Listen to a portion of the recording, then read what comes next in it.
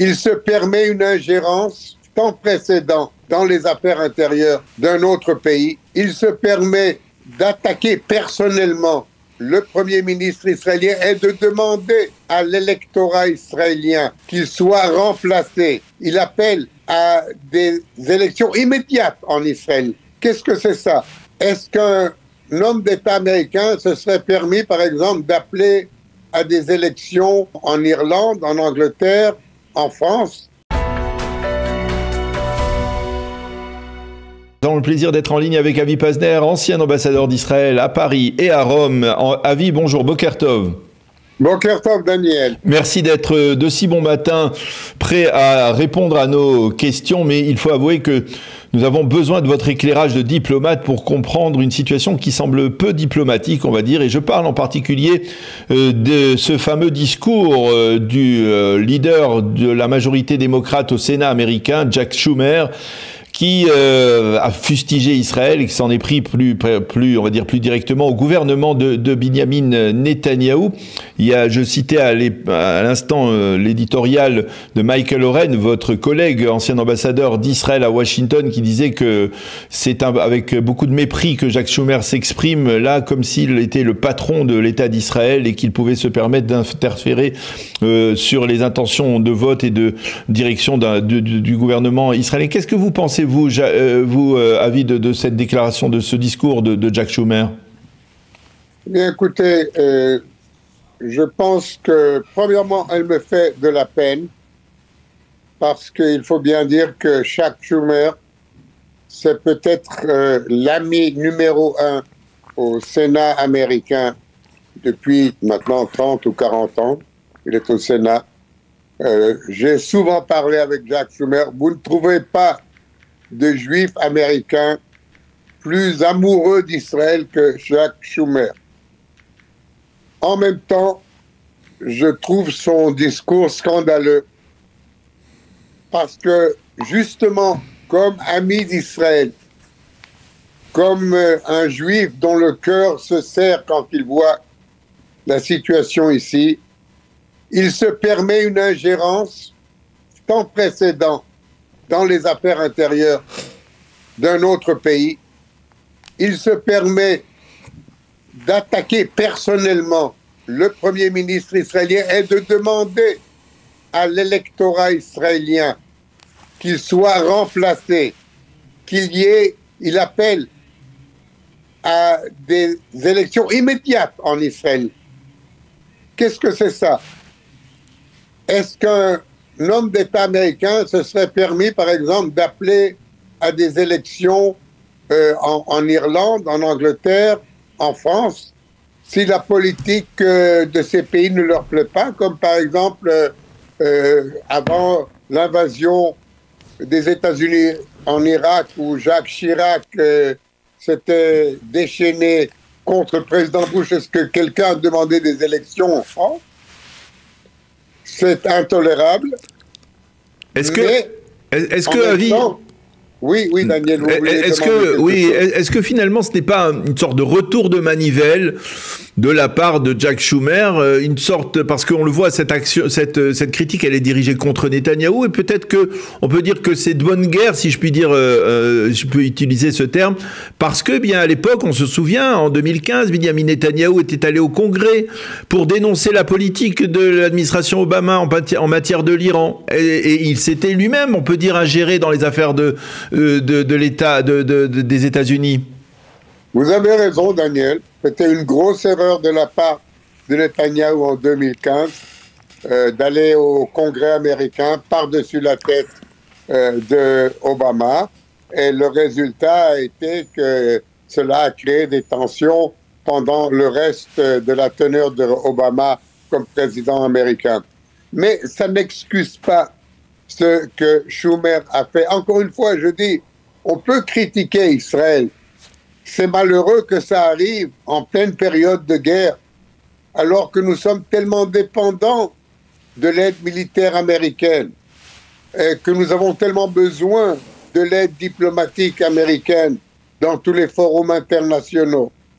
Et c'est pour Israël, cela rend la situation plus difficile pour nous. pour amener cette guerre à bon terme et pour enfin vaincre le Hamas et annuler son contrôle de la bande de Gaza.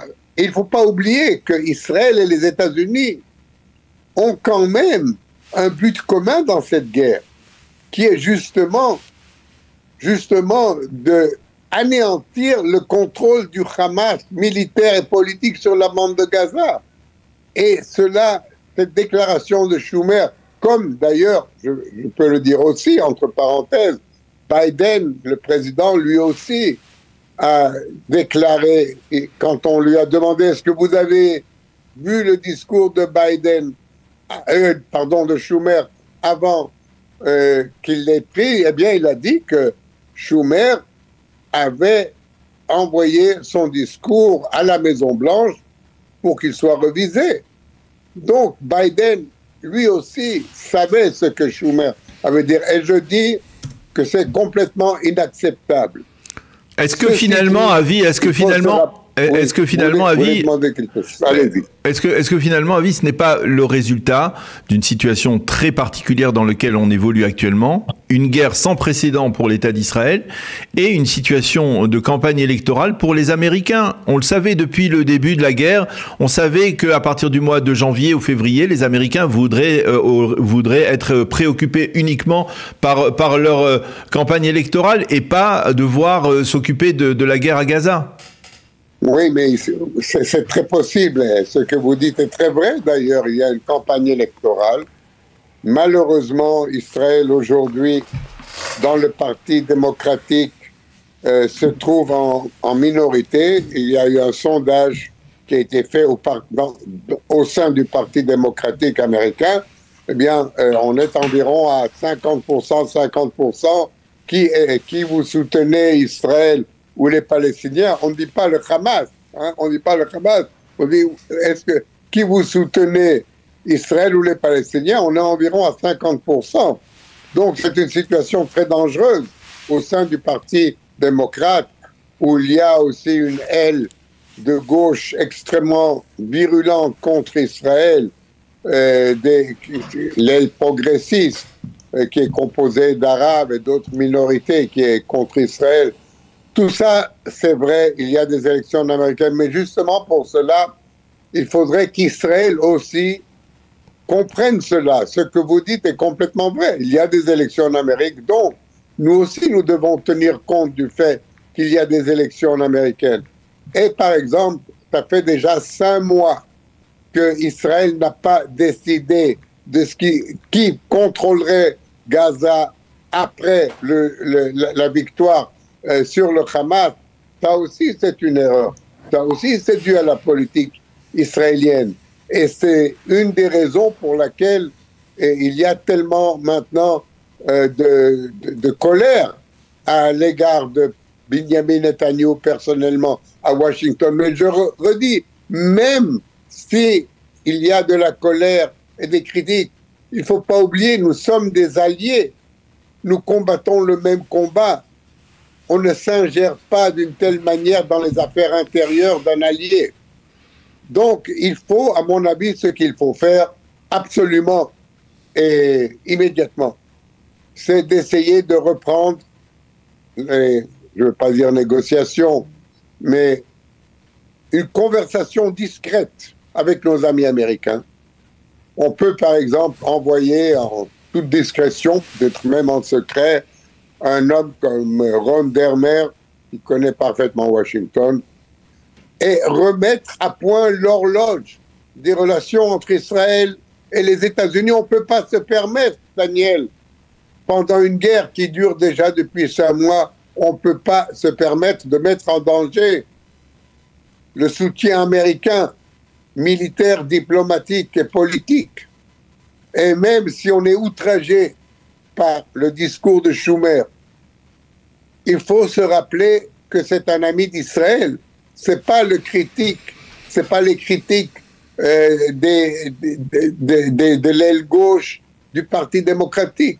C'est l'homme qui personnifie l'amitié avec Israël. Donc, on peut reprendre le dialogue, il faut reprendre le dialogue, il ne faut pas commencer à s'injurier publiquement sur les télévisions et sur les radios, et il faut le faire, à mon avis, avec urgence, car la guerre n'est pas terminée. Nous avons encore d'autres dangers devant nous, dont le Hezbollah, et derrière tout ça, l'Iran.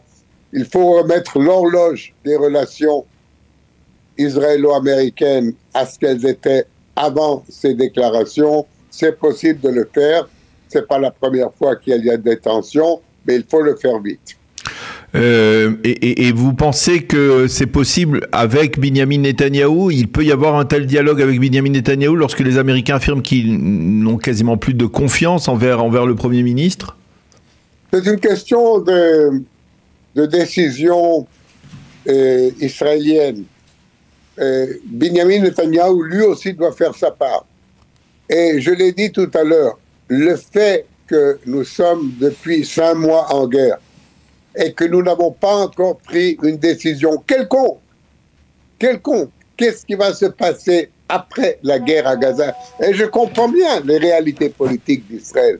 Je comprends bien que Binyamin Netanyahou est tiraillé ici d'un côté par Ben Gvir et Smotrich et de l'autre par Gantz et Eisenkot. Je comprends bien, mais on ne peut pas laisser la situation sans décision encore plus longtemps. Nous sommes 5 mois en guerre, il faut prendre une décision. L'opération militaire à Rafah est imminente à mon avis, c'est une question de jours ou de semaines, et nous détruirons les infrastructures du Hamas à Rafah. Qu'est-ce qui restera du Hamas dans la bande de Gaza? Rien. Qu'est-ce qui va venir à sa place? C'est ça qu'il faut décider. Il faut décider ensemble avec les Américains.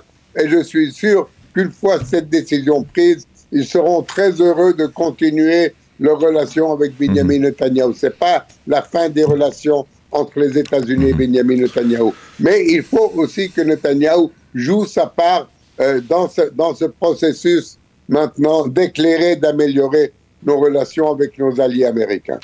Eh bien, on le comprend bien. Vous nous avez apporté une clé donc d'une solution importante à cette crise actuelle entre Israël et les États-Unis. Donc, la possibilité peut-être pour Binyamin Netanyahou de lâcher du lest et de donner un peu peut-être un espoir sur ce qui se passera dans l'après-Gaza, dans l'après-guerre, dans la bande de Gaza. Une solution effectivement importante. Merci beaucoup, Avi, de nous avoir éclairé sur ce dossier brûlant. Bonne journée, à bientôt. Au revoir. Il est 8h.